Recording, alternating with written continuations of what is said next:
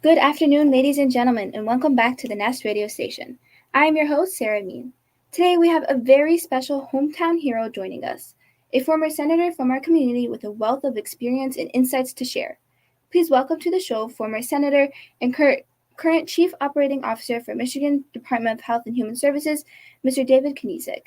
Mr. Knezek, welcome to the show. How are you? Good, how are you? Oh, we're all clapping. Okay. Mr. Knezek, you've had a long and distinguished career in public service. Could you share with our listeners a bit about your background, your years servicing our home of Dearborn and Dearborn Heights, your upbringings, and anything you would like our viewers to know more about you on a personal level to start us off? Yeah, and if there's anything that I don't cover along the way, I tell folks I'm an open book on this stuff. So if you've got questions or things I didn't jump into as deep as you wanted, just let me know. We can discuss them. But my name is David Knezek, born and raised in Dearborn Heights. I went to Catholic school for preschool through 8th grade at St. Linus, so just right down the road here. And wanted so badly to go to Divine Child as a high school student, but my parents went to Crestwood and graduated in 78 and 79. They said, Crestwood's good enough for us. Crestwood's good enough for you. So went to Crestwood for high school, graduated in 2004. It's our 20-year reunion this year. Absolutely flies by. The thought that it's a 20-year reunion is crazy to me. But after that, I did my freshman year of college at Michigan State. I tell folks I had a little too much fun at Michigan State. So I came, who doesn't? Yeah. I came back to U of M Dearborn my sophomore year of college. And so this is 2005, 2006-ish. Times were so different back then. And we can talk about this too, as you want. But, the wars in Iraq and Afghanistan were front of mind for so many people. And, I came from a military family and my father was a police officer here in town. And I said, I want to serve too. I want to be able to look back on my life when I'm 40, 50, 60 years old without having to question, would I, could I, should I have done X, Y, and Z? And so I joined the military. I was in the Marine Corps for 6 years. I deployed to Iraq twice as a part of the war.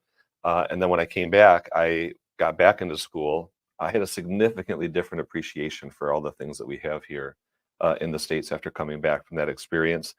And that was really where I think the journey started to get me to where I'm at today. When I was a senior in college, I ran for the Michigan House of Representatives, so was very fortunate enough and blessed to win. And so got elected in November of 2012, graduated in December of 2012, and then took office as a state representative in January of 2013. I did that for 2 years. I was then elected to the Senate in 2014. In 2018, I lost re-election to the Senate. Losing re-election is still the greatest thing that's ever happened to me from a professional standpoint. So I'd love to talk about that with y'all too, if you want. And then after I left the Senate, I went to work for the Attorney General for 2 years. So our current Attorney General, Dana Nessel, I was her Director of Legislative Affairs for 2 years. And then in 2021, I got the call from the Michigan Department of Health and Human Services to come over, not to serve in the capacity that I am now, but as what we called a senior chief deputy director, which doesn't really make sense, I think, to a lot of folks outside of state government. But a couple months ago, we created this new position, chief operating officer, with a bit more of a executive role and oversight over the whole department. So that there is 37 years condensed into a few minutes. Wait, I'm kind of curious now. Why was it the best thing when you lost? It was the best thing when I lost because my career was on my political career was on a very fast trajectory. I was very, very young when I got elected. So I was 25 years old when I got elected to the House of Representatives. The average age in the House is, I think, 51. So like more than half. I was on the young side. And so if you go back to like the Detroit Free Press in 2018-ish, they talk about potential candidates for governor. And our current governor, Governor Whitmer, is one of them. I'm one of them, and then a couple other folks. And so I was on this trajectory. People had big plans for me. I think in some cases, bigger plans than what I had for myself. But losing, I think, forces you to really take stock of what is real versus what is just complete fake. And there's a lot of fake in politics, as you can understand. And it really humbles you. It humbles you in a way that probably is good for you. And so it forces you to take that step back, reassess your life. Is what I'm doing really what I want to be doing? Is it what I'm called to be doing? So I used to say to people all the time, and I even say it now as a Wayne County Commissioner. I left that part out. I got appointed to the Wayne. I got appointed to the Wayne County Commission in 2020. I've been doing that for the last few years as well, representing Dearborn Heights, Garden City, and Inkster. But I used to say all the time to folks, being elected official, it's what I do. It's not who I am. It's what I do. It's not who I am. It doesn't define me. That's really easy to say when you're in the role and doing the job. When you have it taken away from you, literally overnight and very unexpectedly, when you have it taken away from you, you then get to really answer that question. Do I really believe what I've been saying to everybody for so many years? This is just what I do. It's not who I am. And so I think that way, it forced me to kind of rethink where I was at in my life. I went back to college. I got my master's degree, my MBA from the University of Michigan, and was able to find and sort of stay in this realm of politics where I help people the General's Office or the Department of Health and Human Services. So continuing in that role of public service, but without a title or without your name on the door. And what I found, I think maybe to directly answer your question, is that I can be even more impactful on the process from where I'm at now than where I was before. Because every conversation, every meeting we go into before, it was always Senator Knezek, Democrat. Senator Knezek, Democrat from Dearborn Heights. And so everything's immediately politicized from the beginning. Whereas now it's just David. I get to go in, I'm just David. I'm David from the department. And if we've got good ideas, good programs, good initiatives, we're able to talk about those, focus on those without the politics getting in the way. I like that. Yeah. Well, that's really amazing, David. Thank you. You leaned into that. I like that. And sticking with the topic of community, and given your current role as the CEO of the Michigan Department of Health and Human Services, can you tell us what you think is the most important factor a community needs to thrive? This is great because we're talking to young people. I think if you were to ask me what's the most important thing a community needs to thrive, good schools is probably near the top of that list. And recognizing that, it's not just the investment we're making in the here and now, it's the investment that we're making in the future for our community. And it's I think, one of the reasons why I feel so passionately about getting out and connecting with young people, because people took a chance on me when I was young. Like I said, 25 years old to go to the House of Representatives. People took a chance on that. I wasn't the most experienced. I wasn't the most polished. I didn't have all the knowledge. I still don't. But because people were willing to take that chance, I think it's helped open doors for me. And so I want to make sure that I go back and help open doors for other people as well. And so strong schools, no question, the cornerstone of it. I think a really strong and thriving small business community is important. It's kind of easy when you've got the big dogs that are in your backyard, right? That one employer that employs absolutely everybody. I think the numbers that I've seen recently, almost 90% of jobs in this country are with actual small businesses. And so if you have a thriving small business community, I think it's a good recipe for success. And I think we see that here in Dearborn Heights, which is a bit more of a bedroom community than you might have with next door in Dearborn, who obviously has that big anchor of Ford Motor Company there.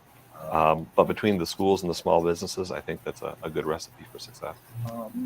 Since we're on the topic of schools, Mm-hmm. I wanted to ask, did Crestwood in any way affect where you're at now? 100%. Who wants to talk trash about Crestwood first? I know some of y'all want Don't to talk trash here. No. No trash talk here? Okay. Do whatever you want. Crestwood was so nice for me in so many ways. When I went to St. Linus, they look at me like, no, like I'm 5'9", I'm not the biggest dude, I'm not the smartest dude. I got bullied so bad, so bad when I was in middle school, so bad, and I couldn't see, I think, past or beyond that space or those people, and so I wanted so bad to go to Divine Child. I look back on it now and I say, why would I have ever wanted to do that? Because I would have been around the same people that had treated me so poorly, going back to middle school, and it wasn't until I think maybe 2 months in at Crestwood, I realized nobody here knows anything about the past. Nobody here knows how I was treated, knows how other people thought of me or what have you. It really is a good, genuine chance to level set and reinvent yourself in a way, or just really be your authentic self and let a new group of people decide what they think and what they feel about that. St. Linus was, I think my graduating class was 15 kids tops. Whereas at Crestwood, you've got hundreds. And so, it's very, very different. But so I think that was really great. really let me sort of come out of my shell in a little bit, exposed me to, I think, a lot of the diversity in our community that is thriving and almost second nature to us now, but wasn't, even 20 years ago. I mean, you look at Dearborn Heights now versus what it was 20 years ago versus 40 years ago. These are very different communities in many ways. You go back far enough, Dearborn Heights was this old white Polish community. And so it wasn't until I got to Crestwood that I ever had exposure to the Arab community in our neighborhood, certainly the Muslim community in our neighborhood. I try to get folks to understand that those are two different things. A lot of white folks. We try to. Yeah. And so I think that was really great, and it just keeps manifesting itself in so many different ways throughout my life since then. And in terms of political advocacy, your question of sort of the politics and the interest there, the very first time that I ever really got active and engaged, I think in a public-facing way, was over an issue that we had at Crestwood. So I've always loved politics, right? If you go back to 8th grade at St. Linus, I was student council president at St. Linus. I was student government president at Crestwood. I was student government president at U of M Dearborn. And so it's always been a trend and a theme. But when I was at Crestwood, they had one day, I don't know what prompted it, but they started hanging all of the flags of the world in the cafeteria. And we as students thought it was really cool. It gave us something to talk about. And sometimes kids would sit under the flag that they identified with. And, oh, you're Lebanese. I didn't know that. Okay, tell me a little bit about your country. Oh, you're Egyptian. Tell me a little bit about that. Congo. Tell me about that. And so it really got the kids talking with one another. We really liked it. We really enjoyed it. But one day, a school board member was walking through the cafeteria, and he saw this. He saw us sitting down under these flags or identifying with the flags that were hanging. He went to the principal, and the flags were ripped down the next day. He thought it was a divisive thing. He thought the fact that folks were identifying with these flags was something that was ripping the community apart, because he didn't understand or actually have a presence in the school to know that this was a positive. So I remember writing, my little speech, and I'm going to go in there. I'm kicking down the door. I'm going to bring the page. And it's so funny because, now I think I haven't fully accepted yet. Like, I'm on the downward slope to 40. And like, when we're in these conversations, we are the old people in the room now that we used to fight against when we were that age. But, I don't know if you ever heard of Hamid Swiden. He's an attorney in the area. Hamid and I are sitting there in high school, writing our notes. We're ready to go attack. I'm asking Mike Elderani to read the notes. Mike Elderani is a doctor. He's got the place. Yeah, right. So it's all these folks that we're young and we're full of energy and we want to fight the man. And so we're going to go to the school board meeting and we're going to tell them what's up and why they're wrong and why they need to undo what they did. And that's exactly what we did. The school board meeting was at Hillcrest, I think it was. Nope, it was at Highview. We were at Highview. We went in there and we gave these guys the business and we embarrassed them. I mean, really, we embarrassed them to the point where I think it was the next week the flags were brought back up in the school. And so I think for me at a young age, that showed me that when you use your voice for the right things, when you're not afraid to stand up to adults who just don't understand or don't care, you can bring about change in the community. It's a very small way, right? Putting up a flag back in the cafeteria, but it was a tangible thing that for me made it feel accessible and made it feel like it was something that I was passionate about and could be good at and would want to keep doing it. Good question. Very empowering for us. Yeah. So, in your current role as the COO of the Michigan Department of Health and Human Services, That's right? good, yeah. What are your duties to the community? And how do you ensure it's done with like integrity? Yeah. So, it's interesting for me because I wear these two hats, right? I have this one that's my full-time job where, I'm back and forth between Lansing and in this role with the department. The department is an absolute beast. So one of my favorite trivia questions to ask folks is, what is larger? The Michigan Department of Health and Human Services budget or McDonald's annual worldwide revenues? McDonald's. Bigger. McDonald's. MDHHS, the Department of Health and Human Services, we are $10 billion larger than McDonald's. Wow. We do our budget is $35 billion. McDonald's revenues, I might be off by a year or two, but roughly 20 to 25 billion dollars. So we're this absolute beast, right? And there's so many things and so many programs that we interact with folks. So the big one right now is Medicaid. So the process of getting people Medicaid and keeping them on Medicaid, all of this was upended during the pandemic. So we're going through the process now doing what's called redeterminations, reconfirming that people actually qualify for the health care that they're getting right now, and doing our best to keep them on health care. So as it is today, just in since last May, so we're coming up on a year now, 1.2 million people here in the state of Michigan that we've been able to keep on Medicaid. The folks that have been able to move off are either moving into a different low-cost plan that we can get to them through the Department of Insurance and Financial Services, or, in an even better scenario, sometimes they've been able to get a job and get health care so that they don't have to come and ask us for it. So that's an even better situation for them too. So health insurance is one of the big ones. Another one that I'm really passionate about is our food assistance program. So you might have heard SNAP benefits before, EBT benefits. Sometimes back in the day, folks would call them food stamps. We've obviously moved beyond that now, but we administer all the food benefits for the state of Michigan and are really passionate about that. Any sort of emergency relief. So if you've fallen on hard times, you need some assistance, your water heater's broken, your furnace went out and it's in the middle of December, you need to have your windows, your doors weatherized so that you're not leaking energy and you're paying exorbitant heating bills. That's all the work that we do at the department. To your question about how do we go about it with integrity or with fidelity or what have you? I think I saw fidelity in the notes. That's why I knew you guys were sharp. You're asking about fidelity. We really try to bring what we call an equity lens to all we do, and that's a new thing for the department. I'll tell you why I think I'm so passionate about this, and I think for me when it really clicked. There's a author named Gloria Anzaldúa. And Gloria wrote a book called La Frontera, and La Frontera means the borderlands. And what she talks about in this book is, think of something in the center, think of what is considered normal in society, what is accepted, what is, standard practice, right? And so when you ask that question to people, you get, okay, being married, having kids, working your job, these are the quote unquote things that society has said are normal. She said, okay, now think about all the things that are on the outside, the things that society doesn't really accept, the things that society looks down upon or excludes. And then think about the barriers that create or push forward what we consider to be normal or abnormal in this country. And the answer to that in many ways is government and governmental institutions, the military, universities, the whole 9 yards. And so for me, I'm sitting there reading, I said, man, everything I've ever done in my life is playing this really intimate and hands-on role in deciding what people have access to or what they don't, what is considered normal or what's not, what is accepted in this country, what's not.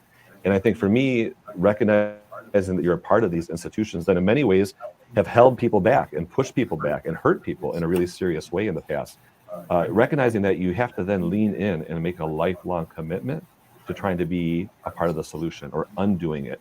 And for me, I like to do it from the inside, right? So the Department of Health and Human Services has never really stopped until the last few years to look at things through this equity lens or through what we might call social determinants of health. The social things about who you are, where you live, how you grew up, the air you breathe, the food you drink, the food you eat, the water you drink, all these things that have an impact on who you are in the future. And we're trying to bring that equity lens to everything that we do, because as I tell folks, outcome and intent are two very different things. I may have a really good intent. I may want to do something really good, but if once I implement it, the outcome is bad, I haven't done anything good at all, right? So bringing that equity lens, thinking about things through the lens of social determinants of health, I think that's how we've been able to bring about equity and fidelity and integrity, to your point, to the system. In my role on the Wayne County Commission, it's totally different because at DHHS, I'm one of 15,000 employees, 15,000 people at the department.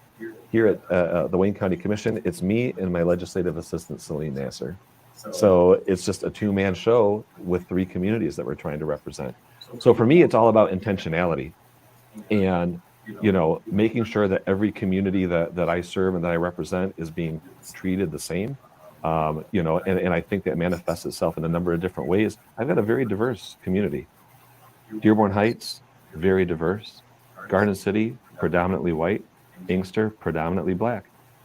it requires us being very intentional about how we're moving, where we're going, the outreach that we're doing, to make sure that we don't leave any voices at the behind.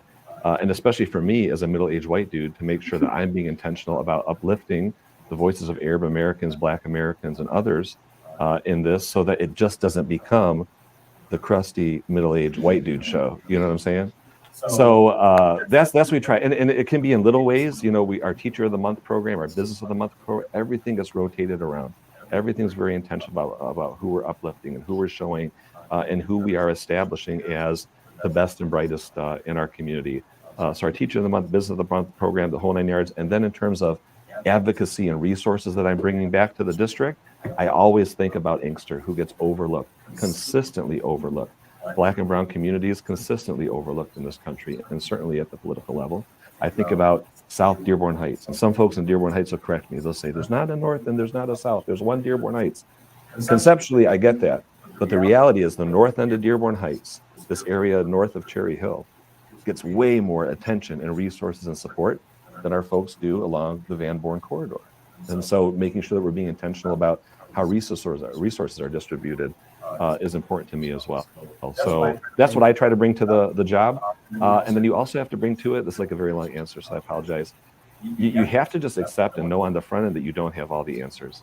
And that if you really want to be successful, if you really want to have an impact, you have to surround yourself with people that are going to push you, challenge you, tell you when you're wrong, and know that if you're the smartest person in the room, you're in the wrong room. You want to be in places, I always want to be in places where I feel like I'm there to learn from or grow from or become a better person because of who I've surrounded myself with. And that's what we try to do in terms of the political role as well. Great, David, I have another question for you. With everything that you just described, all the roles that you play, all the goals that you're trying to achieve, can you describe to us what challenges or struggles the department and the Wayne County Commissioner faced with COVID, as COVID was like the lockdown was initiated yesterday, almost 4 years ago. Well, right. 4 years ago for sure.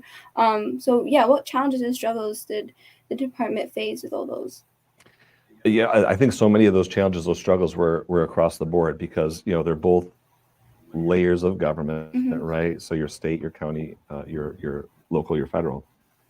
The biggest one, I think, is probably the obvious one. We had not gone through that in like 100 years or so. And so nobody had a playbook for how you're supposed to be able to do something like contact tracing, to have an effective and efficient way of contact tracking where somebody was, where they might have contacted COVID, who they might have spread it to, the whole 9 yards. So you have a technology sort of gap that's there and that's present. You certainly have a resource gap that's present as well. We saw the stories about the numbers of ventilators that people were short on or that they needed, the number of masks that you had to move and get out into the community at such a quick pace. And just, again, trying to make sense of something that was moving faster than we could, and trying to keep up with it in a way that was meaningful, and recognizing that if you're going to make mistakes along the way, you have to be able to fail quickly. I tell people all the time, we're going to fail. That's totally fine. Fail fast, learn from it, move on to the next thing. And certainly there was a lot of lessons that we had to learn along the way too, in terms of how we were responding to it, how we were standing up these vaccination clinics so quickly once we had the vaccine and out and available. Again, it keeps coming back to, we as one entity can't do it on our own. We need to turn to organizations like Access, organizations like our local fire departments, organizations in Inkster at the libraries and what have you, and say, we can give you some resources. We need you, a trusted partner in the community, to be able to make yourself available to others so that they can come in and get the support and the resources they need. But I mean, that was the crux of it, right? It was moving so fast. We had not gone through it recently. Anybody that's alive today hadn't gone through it ever really. And trying to keep up with that pace and get to a point where we were ahead of it and had it under control and get to a steady state like we have today. Mm-hmm. That's wonderful to hear, David. Thank you for sharing your duties and pushing our community forward. So what exactly motivated you to pursue a career in public service? Yeah, I like this one. I decided, so it's interesting because I think for a lot of people in politics, like if you went to Lansing today, I already told you about, sort of like the age gaps between what it was when I got there versus, what it is now. And I think if you look at it, it's changing in many ways. We have a lot of younger people that are getting active and involved. So I was in, and then you had your Abdullah Hamouds, you had Darren Camilleri, Jewel Jones went in, Mari Manugi, and Kyra Harris Bolden. Kyra is my age and was just appointed to the Michigan Supreme Court. So, the doors are opening, and I think more young people are seeing this as an opportunity for them as opposed to something they need to wait and build towards later in their career. For some folks now, this is the first job out of college. Look at El Abbas Farhat right now in Dearborn. He's 23 years old. He's not that much older than you guys. And he's a very well-respected, very knowledgeable, very educated person on the political process. And so for me, it wasn't this slow, steady drip, I'm on the tail end of my career. I think I want to run for state rep. No, it's something I want to do early. And it was a very, I think discrete moment for me where I was at U of M Dearborn. I'm the president of the student government. One of our professors says, David, we're doing this 2-day session at the university on restorative justice. Have you guys ever heard of restorative justice before? So he says, we're doing restorative justice, please come out, participate in this 2-day thing. And I kind of hit him with yeah. I wasn't really interested in it. I just, okay. And I think a week before it, he says, David, it's next week. You're coming, right? I said, okay, I'll come. I tossed it on my calendar and I showed up. And when I went to this for the first time, I sat there and I listened folks talk about what we spent on prisons in Michigan and what we spend per prisoner in Michigan.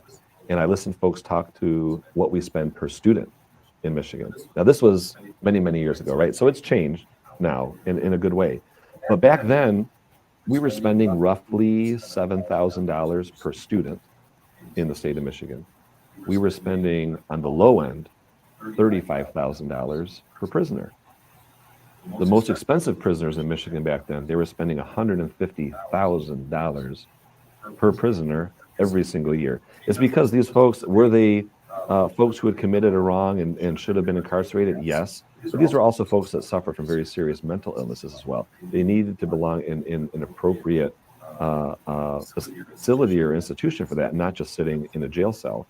And I was so pissed by this. I mean, really, I sat there, I heard, man, you're spending $7,000 per kid. We're spending $35,000 per prisoner. I said, that feels so backwards to me. Mm-hmm. We should be spending $35,000 per kid, $7,000 per prisoner. I was a little bit more hard-hearted, I think, towards our justice-involved population back then than I am now. But again, you learn and you grow. And so I went up to a state representative at that meeting and I said, hey, this is total BS. Like, you're a state representative. You should do something about it. You should do more funding for our kids that are in school.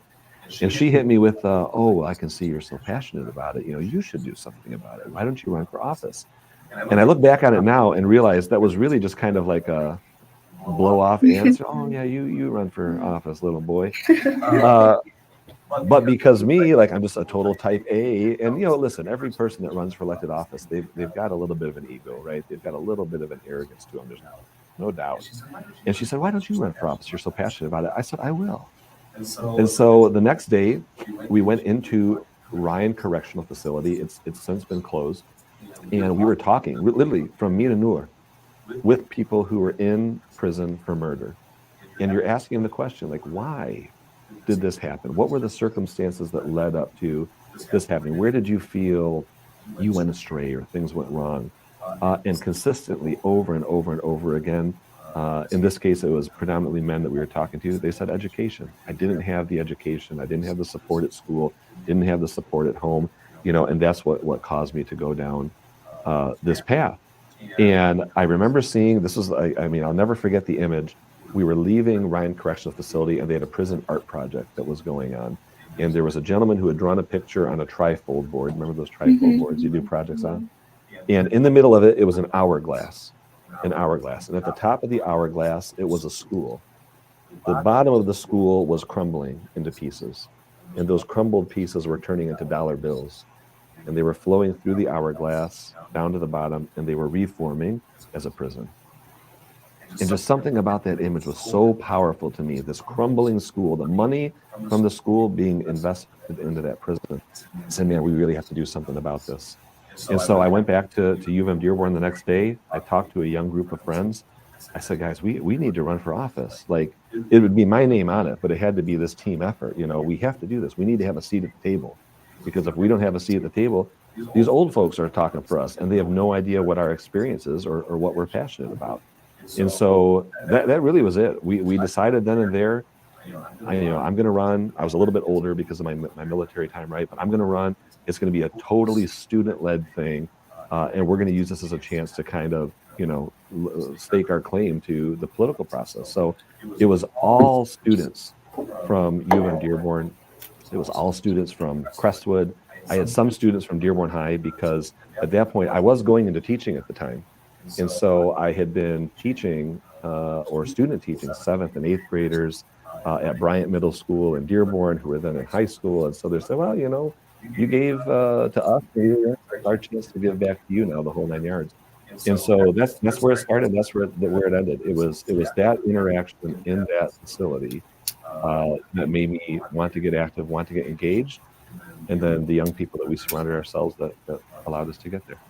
Wow, David, I think speaking on everyone's behalf, that was extremely motivational. Wow. Especially for us, the youth. You said you were older, but not in our eyes. Thank you. Now we're going to transition into a short game. So this game is called... Oh, no. No, it's fun. Don't worry. Okay, this game is called Rapid Fire. It's called Rapid Fire. Okay. And so how it works is we're going to have 30 seconds to get through a series of questions.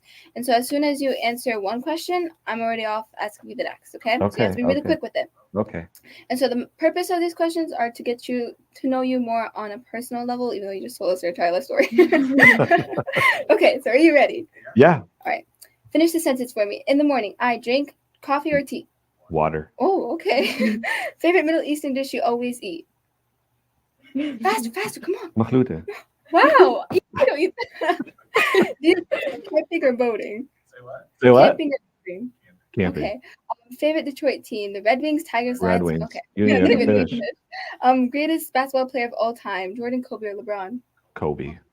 Dearborn Heights is the greatest city to have Friends and family. Aww. And what is the greatest movie of all time, in your opinion? I like Shawshank Redemption. I've never seen that movie. It's a good one. Shawshank Redemption. Why did I say Makhloute? I don't know. That's not my favorite. What is your favorite? All. Not at all. Man, I don't know. I could just a little shawarma. I'll be It's a very basic happy. answer, but it's know very what? basic. Shawarma is everyone's It is favorite. good. How many pickles on the shawarma? A whole ton. A lot. All right. And the You guys garlic are real. sauce. You guys are real. I like it.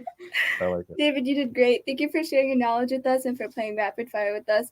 At this time, we're going to take a short commercial break. For now, we're leaving you with one of today's hottest hits here at the Nest, Saturn by SZA.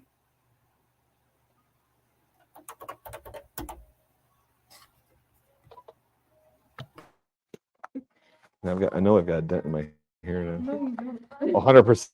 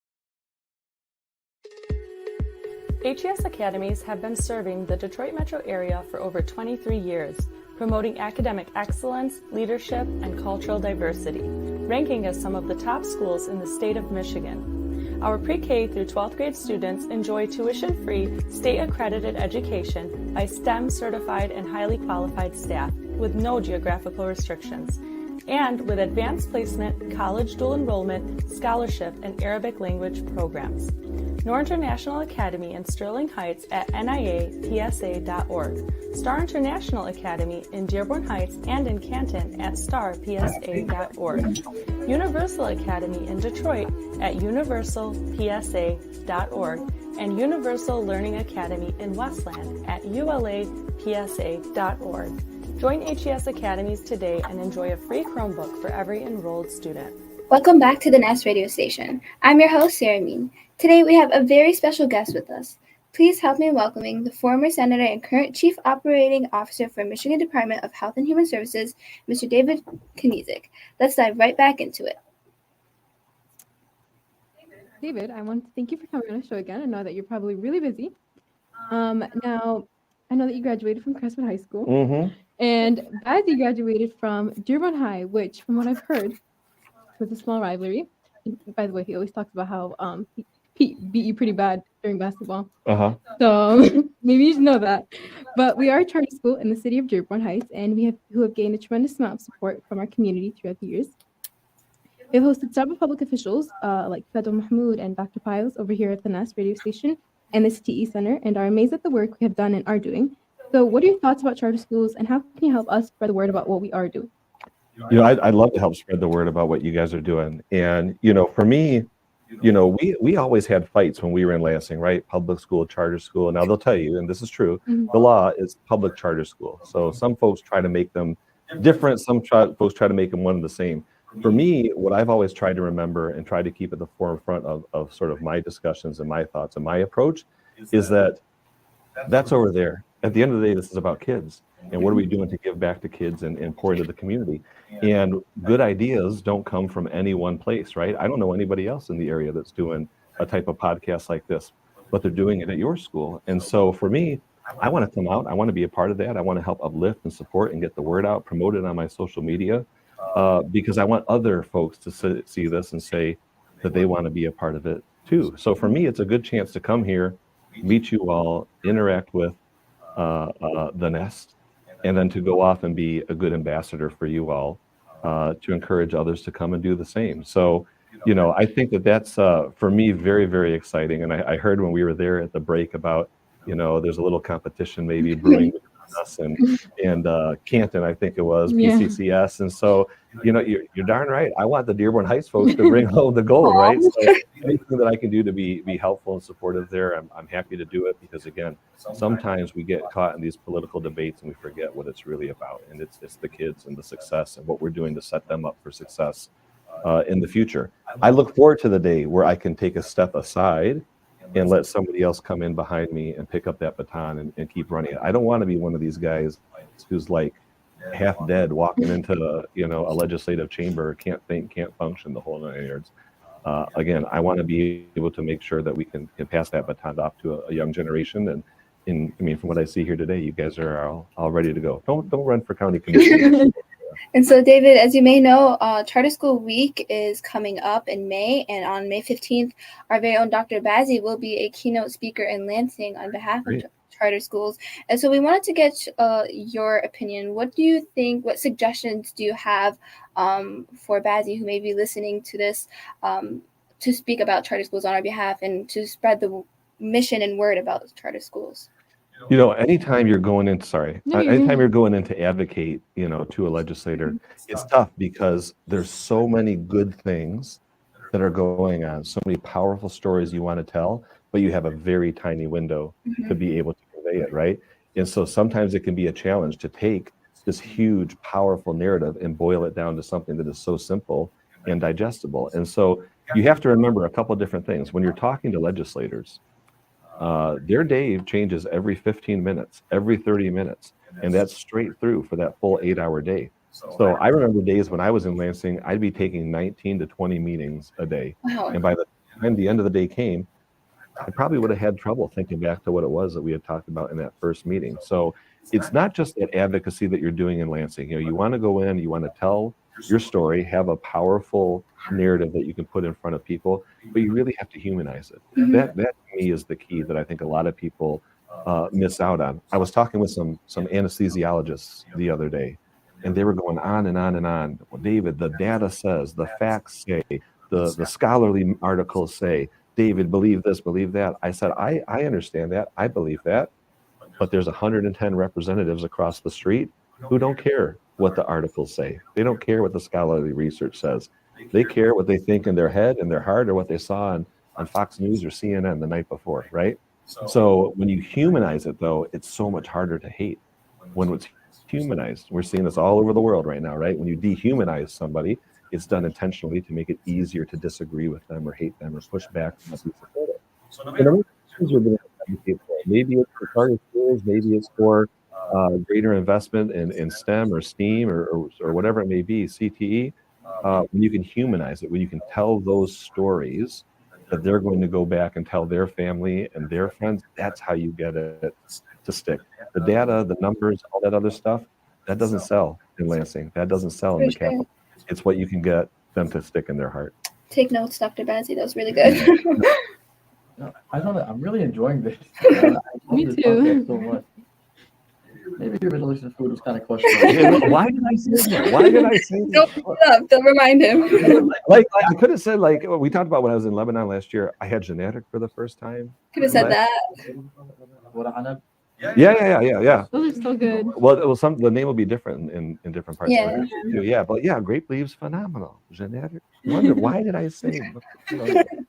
It's okay. We'll go over it. She had me nervous. It's quiet for a reason. Yeah, you got me stumbled. Yeah. Some of us here are seniors at Star National Academy, and after a year of posting public officials, it really has some of us interested in that specific Good line of work. Good. And some of our graduate friends have gone to Washington, D.C. and interned with team members like Rashida Tlaib and many others. So I just wanted to know, what advice would you give to students who want to go into public service, and where would we begin? Yeah. I think the first piece of advice that I would give, I think sometimes it feels so out of reach for people, right? They see the big, beautiful Capitol. They see the work that's being done in the community, the speeches that are being given on the floor, and folks feel like, oh, I can't attain that. It's so far away from me. You will be shocked how easy it is to weasel your way into the process, or to establish yourself as a go-to person for somebody, like in my role as a county commissioner, or somebody who's a state rep, a state senator, a member of Congress. Most of it's showing up, and a lot of folks, they're afraid to do the bare minimum. They're nervous about putting themselves out there. If you show up, if you're consistent, if you say where you're going to be, when you say you're going to be there, I'm telling you, that's something that I struggle with now, again, at 37, in wanting to get young people active, engaged. Times are different from when we started. When we started, it was, okay, we know we're going to have to put in some work, some volunteer work, some unpaid work, in order to get our foot in the door, to be able to build a relationship, to eventually ask for a phone number, to be able to text with somebody, and now when I talk to young people, I say, well, here's this great opportunity. You can get your foot in the door. You want to go to pop. Okay, well, what's it going to pay me? That's the first question I get. And I get it, right? Because like conceptually, morally, ethically, from a value standpoint, absolutely, you should be paid for your work. It's interesting for those of us that are a little bit older, because we remember the world where we just knew we had to put in the time and the effort and hope for that opportunity to get your foot in the door. But, the volunteering on the campaign experience, paid or unpaid, you can't beat that in terms of what is going to get your foot in the door. When I hired folks into my office in the House of Representatives, it was the two guys that showed up every day, that drove in, that knocked on the most doors, that did the most work, because these are people that I know and that I trust, and I know they've got a good work ethic. For me, no matter what you're interested in, if you have that interest in politics, I never hire for competency. I hire for your work ethic, because if I know you've got a good work ethic, I can teach you the competency on whatever else it may be. Policy around roads, policies on senior citizens, policies on education, policies on housing. You've got a good work ethic, I can teach you all that stuff. So volunteering in some way, again, paid or unpaid on a campaign is going to be a great way to do it. There's going to be a ton of opportunities this year for folks that live in Dearborn Heights or the surrounding area. Council members that are up this year, commissioners that are up this year, every member of Congress is up this year, every member of the House of Representatives is up this year. We've got a U.S. Senate race up this year, a presidential race up this year. That is a great way to get active and get engaged. And for me, always the first thing that I tell people to pursue. David, this really has been an engaging conversation, and it was so nice to have a community hero at the radio station that actually understands us and knows this community. So on that note, do you have any final thoughts that you'd like to share with the community? We're done. We're done. Yeah, you know, I'm not a like I said earlier, I'm never the smartest guy in the room, right? And that's certainly the case here too. No, you definitely are here. No one else in here has their MAB. No, it's for me. If it's a parting advice, man, this is a good question because I don't sit there and I think, or look back too often. Maybe that's the lesson. You spend too much time looking backwards, you're unable to keep yourself moving forward. I talked about, before we started, losing my re-election. If I just sat there and dwelled on that, it would have kept me and blurred my vision from being able to figure out what's next or move forward. Sometimes the setback is just the setup. It felt like a setback in that moment. It really just set me up for better and greater success and better things in the future. So, as cheesy as it sounds, you're going to have setbacks in life. You're going to have things where you fail, you don't get it, it's not going to work out in the first try. If you let that get you down, man, you've given the power and the control to some other entity, some other person, some other thing over your life, and they don't deserve that, and you don't deserve that either. So allow those setbacks to be learning experiences. Allow them to set you up for bigger and better in the future. And the last thing I would say, as always, if I can be of service to any one of you at any point, I'll hit you with my cell. I'll give you my email, the whole 9 yards. I want to make sure that, again, we're pouring into you as young people and making sure that you have access to the resources and the supports that you need. Because, again, my story is my story. My journey is my journey. Maybe you want to pursue it. Maybe you don't. That's okay. But whatever that journey is, I feel like I have an obligation to give back and to help and to make sure that you can reach that, whatever that may be. So don't be afraid to ask folks for help. That was extremely motivational, David. Before we end off today, I want to know your side of the story from when Bazzy beat you in basketball, because all we hear is his side. But what's yours? He's a little biased. So Bazzy never beat me in basketball. So what happened? He may have beat not me because I don't play basketball. Not me. He may have beat Crestwood. But certainly not me. So I was a hockey player for my 4 years at Crestwood. I think they explains still have the Red team. Wings answer. Exactly. Bazzy beat us at basketball. Big whoop. We're gonna bring him in here right now. I'll beat him right now. So, but no, listen, the rivalry is good. The rivalry is so healthy. We have it, in the military. We have it around here too. I love Dearborn High. My mom was a lunch lady at Dearborn High for a long time. She also, he might have beat us at basketball, but my mother fed Oh, yeah. So, you're welcome, Bazzy. Would not have beat you without your mother. Right. I never thought of it that way. Thank you so much, Mr. Knezek, for joining us today. It's been an absolute pleasure speaking with you and allowing the community and state to get to know you better. This concludes today's live broadcast. Tune in next time for more enlightening discussions on the Nest radio station. Until then, stay curious.